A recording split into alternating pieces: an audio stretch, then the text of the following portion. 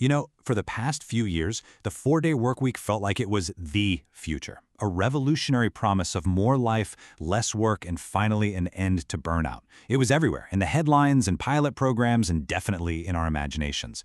But now that the dust is settling and we're looking at the real data coming out of 2026, a much more complicated picture is starting to emerge. Okay, let's dive into what's really going on. And here's the core idea, the dream really, that sold everyone on it. It's this beautifully simple formula, the 100-80-100 model. You get 100% of your pay for 80% of the hours, as long as you deliver 100% of your usual productivity. I mean, on paper, what's not to love? It sounds like a perfect win-win. And for a while there, it really seemed like it was. And this number, wow, this is what really poured gasoline on the fire. An incredible 92% of the companies in that massive UK pilot program decided to stick with the 4-day week. They were reporting lower turnover, fewer sick days, and way happier employees. The evidence looked absolutely overwhelming. So, case closed, right? With results like that, this had to be the perfect solution for the future of work, the next logical step. Well, not so fast. Because as the idea moved out of these small hand-picked trials and into the wider, messier economy, some pretty serious cracks started showing up.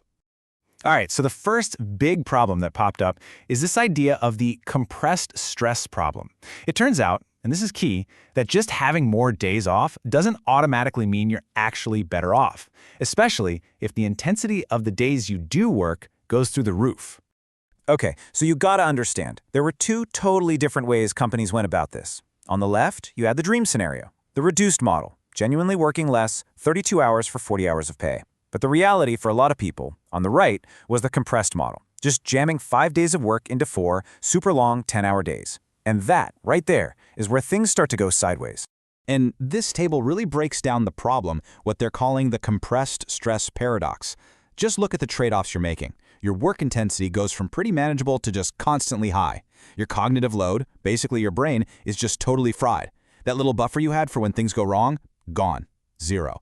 But for me, this last row is the real kicker. Your extra day off stops being about fun and leisure and becomes a recovery day, where you're just trying to recover from the beatdown of the week. And we don't have to guess about this. We have a real-world test case. In Belgium, they made it a legal right for workers to ask for a compressed 4-day week. So what happened? Almost nobody took it. Just 1.9%. Seems like when people actually looked at the prospect of those super long, intense days, they said, you know what? No thanks. And a study out of IKEA totally backs this up. Yeah, people were better at unplugging on their 3-day weekend, but it didn't actually make them any less exhausted. And the reason is simple. The actual problem, the mountain of work they had to do, was still there. It was just crammed into a smaller, more stressful container. Okay, so that's problem number one. The next big issue, it's this growing divide between different kinds of jobs, creating what people are now calling the blue-collar gap. So think about it from the perspective of a knowledge worker, right? The laptop class. For them, it's pretty easy to find 8 hours of fluff to cut out of the week, you know? Kill a few pointless meetings, focus a bit more, and bam, you're done. Their output isn't directly tied to the clock. But what if you're a frontline worker? It's a completely different story. You can't tell an assembly line or a hospital bed to work smarter. That's just not how physics works. For these jobs, time literally equals output, period. And that creates a major problem. And this isn't just theory. This blew up during the huge United Auto Workers strike back in 2023. They put the 32-hour week right on the negotiating table. So what was the final deal? Did they get it? Nope. The 32-hour week got thrown out completely. Instead, they took a huge 25% pay raise. At the end of the day, in these big industries, cold hard cash beat out more free time. And this kind of split creates what you could call a resentment tax inside a company. The UK supermarket, Morrison's, tried giving its corporate staff a shorter week, but the people actually working in the stores, on long shifts, 7 days a week, they saw it as completely unfair. You can imagine how that went over. It created this toxic us versus them culture, and eventually they had to scrap the whole thing. Okay, so that brings us to hurdle number 3, the money. This idea that you can just switch to a 4-day week and it won't cost anything, well, that myth falls apart pretty fast for any business that actually needs to be open and available for its customers. And here is the hard proof, the smoking gun, really. A charity called Citizens Advice realized that to keep their helplines open 5 days a week while letting their staff work 4, they had to hire a bunch more people. The bottom line?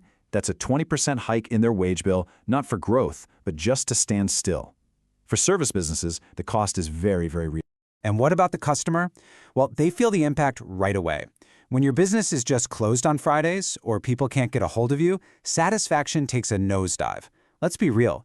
Your customers don't care about your internal work policies. They just know that when they called on Friday, nobody picked up.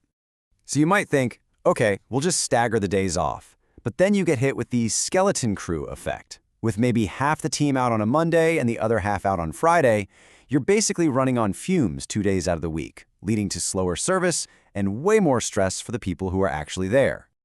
This is a perfect example of the network effect. The ad agency Crow London had to ditch their 4-day week trial. Why? Because their clients, the people who pay the bills, were still working on Fridays and expected them to be available. It's just really, really hard to be a 4-day island in a 5-day economic ocean. So, okay, when you step back and look at all these pieces, the stress, the blue-collar gap, the costs, you start to see what's really happening. The 4-day week isn't creating one big happy revolution. It's more like a fragmentation. It's splitting the workforce into different camps. And this really gets to the heart of it. The 4-day week works well in what you might call inefficient white-collar jobs, places where there's fat to trim from the schedule.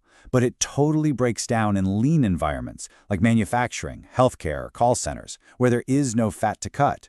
In those jobs, if you cut the hours, you're just cutting your output. There's no way around it. And get this, while all this debate was going on, a completely opposite trend was taking hold. By 2026, corporate giants like Amazon, Dell, and the big banks started mandating strict 5-day in-office weeks. These guys are betting the farm on the total opposite idea, that being available and in the same room is way more valuable than individual flexibility. So what does the future look like?